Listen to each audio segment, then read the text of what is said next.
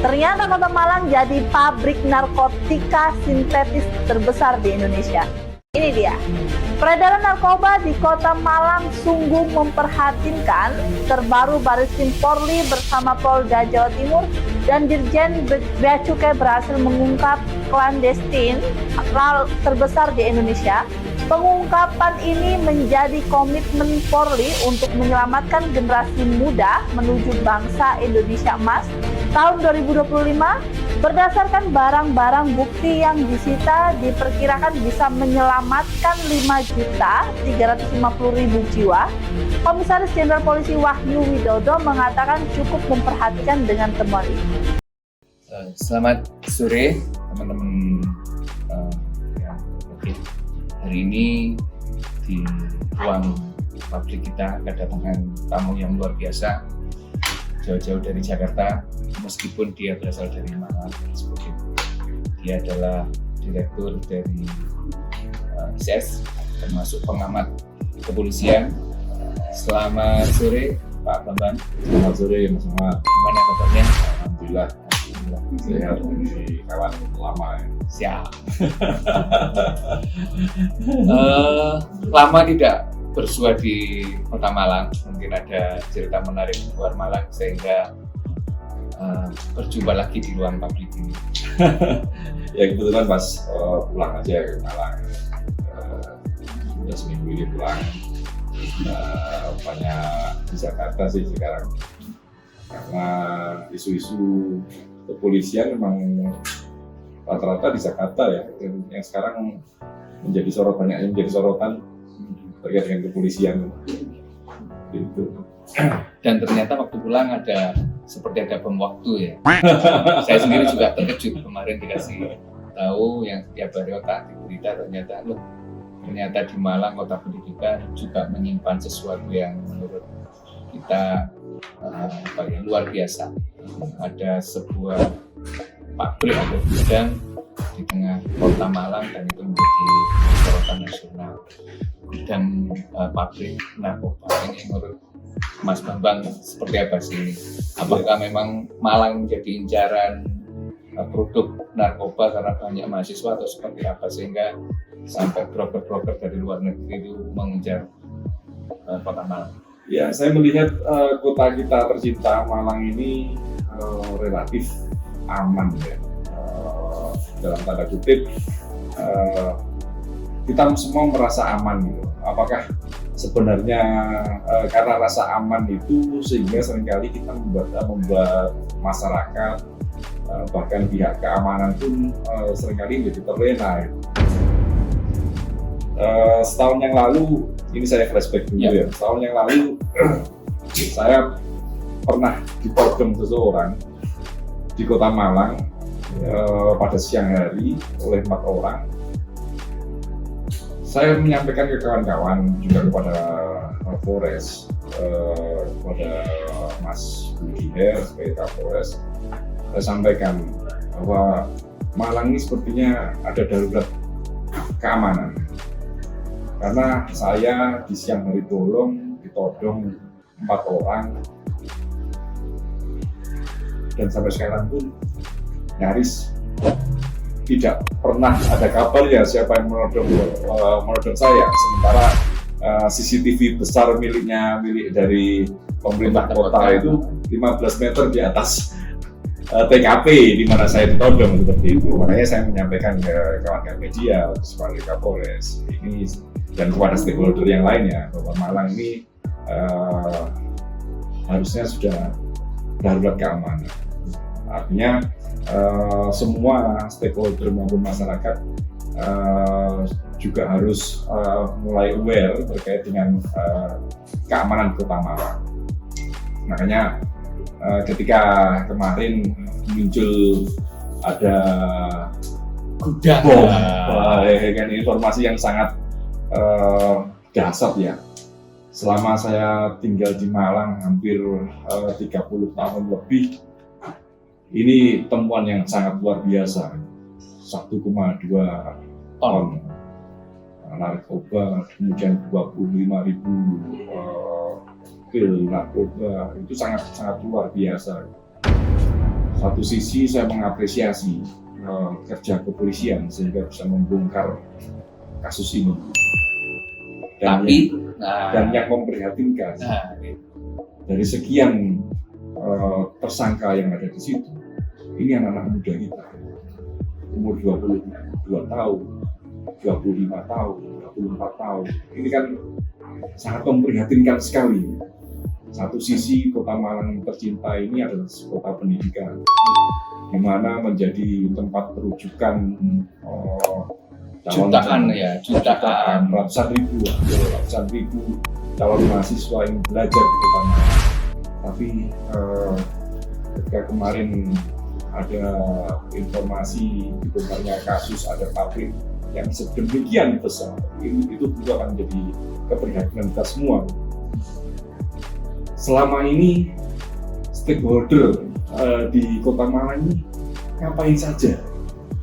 Saya tidak menyalahkan kawan-kawan di kepolisian, tapi karena kerja keamanan ini bukan hanya tanggung jawab kepolisian saja, tapi semua stakeholder, masyarakat, pemerintah, dan ujung tombaknya tentunya adalah kepolisian. Itu yang memprihatinkan kita. Tanda kutip ini kecolongan atau seperti apa? Ya, karena merasa aman tadi, jadi sehingga sudah merasa aman, nyaman, sehingga kecolongan, terlena gitu, terlena. Ya, makanya ya memang kesempatan di sini ya semoga dilihat oleh masyarakat, teman-teman stakeholder. Ya kita harus merapatkan barisan dan Polres sebagai ujung tombak dari pengamanan di wilayah Kota Malang ini harus menjadi pendorong. Ingat Sosun Tulodo katanya Ki Hajar Dewantara seperti itu, harus memberikan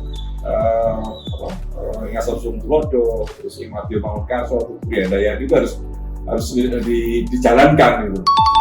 Karena kalau selama ini kan banyak program di kepolisian, misalnya Kampung Bersinar lah. Kampung Bersinar, terus kalau Bersinar ada Joko Kampung, Joko Kampung. kemudian secara nasional juga ada Babin Kamtibmas, terus kemarin start 2 tahun kemarin ada polisi RW, ada Limas di tingkat ada kelurahan. kalau Limas informasi ke masyarakat dari teknologi lain kan. Tapi yang menjadi ujung tombaknya adalah kawan-kawan kepolisian. Artinya mereka harus aware lah dengan lingkungannya. Terus kalau seperti yang kemudian ada ledakan kemarin, mereka ini selama ini kemana saja? Babin Kamtibmas ini sudah ngapain saja?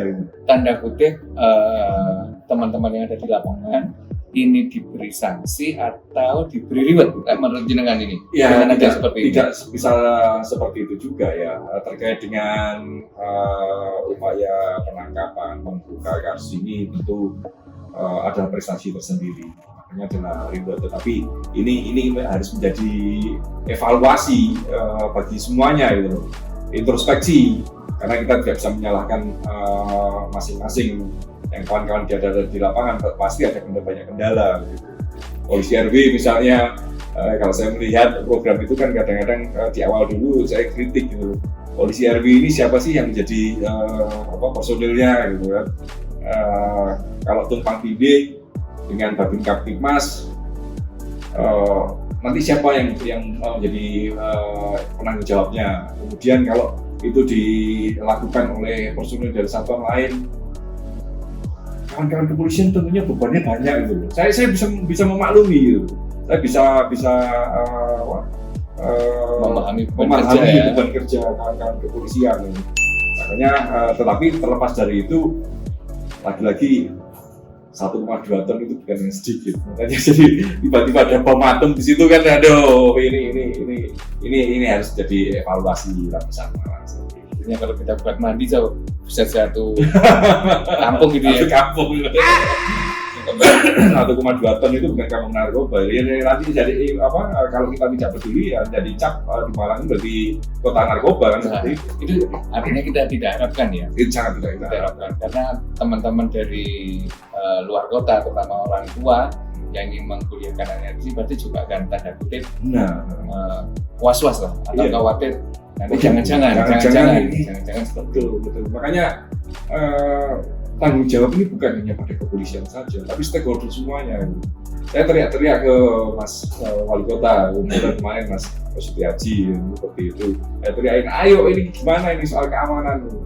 Tapi ya mungkin karena beliau masih repot. Jadi terkait dengan keamanan ini, itu semuanya merasa Malang ini jadi merasa aman, nyaman. Jadi akhirnya terlena gitu. Banyak hal yang harus diperhatikan. Alurnya mungkin seperti apa sih yang mungkin Mas Bambang sarankan kepada pemangku kepentingan supaya akhirnya Kota Malang itu benar-benar bebas narkoba, termasuk mungkin lah ke depannya tidak menjadi pabrik narkoba lagi. Seperti itu mungkin saran-sarannya buat polisi atau mungkin pejabat pemerintahan atau tingkat RT RW yang paling rendah di tingkat. Ya, partisipasi masyarakat itu penting sekali ya. Kepolisian sebagai ujung tombak tentu tidak bisa bekerja sendiri untuk menangani sekian banyak permasalahan keamanan. Makanya partisipasi masyarakat itu penting. Partisipasi masyarakat itu bisa muncul bila ada dorongan dari stakeholder. Kemudian juga stakeholder ya sebenarnya cukup menjadi fasilitator lagi ya, fasilitator kemudian motivator dengan melakukan edukasi, sosialisasi, ikut bareng-bareng menjaga lingkungan. Jadi bukan seremonial saja. Kalau saya melihat selama ini keamanan itu hanya di seremoni aja, dipersepsikan hanya sekedar ayo bareng-bareng foto bersama, upacara bareng-bareng, sinergisitas. Tapi faktanya di lapangan kan tidak seperti itu gitu. Ini yang memprihatinkan. Ya seharusnya ya sesekali lah wali kota bareng Kapolres nongkrong bareng di pos kampling misalnya. Itu tentu akan sangat menggugah dan memotivasi masyarakat untuk menjaga lingkungannya gitu. Khusus buat Pak Kapolres sendiri, mungkin apa yang mungkin perlu di-pressing kepada anggotanya sehingga kejadian serupa tidak akan terulang lagi? Ya, saya berharap Mas Kapolres, Mas Mudher tidak sungkan-sungkan lah ketika saya provokasi itu loh. Saya provokasi dalam tanda kutip, ayo timnya ini turun ke lapangan, sekali-sekali nongkrong dengan masyarakat. Itu akan menjadi trigger yang sangat bagus untuk membangun partisipasi, menjaga keamanan lingkungan. Artinya tetap buka mata, buka telinga, penciuman terus dipertajam dan sebagainya, seperti itu mungkin. Benar, dan tentu mata telinga kepolisian itu ada di masyarakat. Jangan hanya sekedar simbol saja, ada polisi RW, ada Babin Kamtimas, tapi datang saja ke pos kamling tidak pernah. Jadi remunerasinya diterima tapi kerjanya tidak ada, ini kan jadi sangat disayangkan sekali gitu loh. Dalam Faktanya memang demikian. Silakan saja kalau kawan-kawan kepolisian protes, nanti kita diskusi bareng dulu. Itu kepolisian dengan pemerintah kota, mungkin yang pemilik rumah kosong atau mungkin tempat-tempat kos itu mungkin apa saran yang bisa disampaikan dari pemerintah kota punya perangkat ya, ada Satpol PP, ada Linmas, di kelurahan-kelurahan. Seharusnya bisa melakukan deteksi dini juga gitu, melakukan crime prevention itu dengan mendatangi, kemudian mendata ini sedang rumah ini dilakukan apa seperti itu. Kalau kosong terus RT RW-nya juga bisa mendata seperti itu. Ya, fungsi Linmas, Satpol PP itu difungsikan seperti itu, bukan sekedar objek-objek di PKL itu kan sangat disayangkan pada problematika kita tidak sesederhana objek-objek PKL gitu. Berikutnya untuk yang generasi muda, Kalau ada tadi generasi muda 20 tahun, apakah memang kecenderungan lapangan kerja ini dan sulit sehingga teman-teman itu berani terjun ke situ, padahal mereka sudah tahu yang akan dikerjakan adalah melanggar undang-undang seperti apa? Ya, adik-adik ini seringkali ingin terpet bahaya kan, seperti itu. Itu ada masa ketika pencarian identitas vivere pericoloso, terpet bahaya gitu. Makanya memang dibutuhkan terkait dengan pendidikan di lingkungan kampus ini juga harus aware dan care terkait dengan perilaku mahasiswanya, kemudian juga perilaku lulusannya seperti itu. Anak-anak muda itu kan pengennya instan, seringkali ingin instan, dapatkan uang secara banyak, tapi dengan cara-cara yang tadi cara bahaya, padahal itu jelas-jelas melanggar undang-undang. Makanya harapannya sih ya jangan seperti itulah. Malang ini kota yang memiliki potensi yang besar. Di sini tempat berkumpulnya banyak orang dari berbagai daerah dengan berbagai budaya.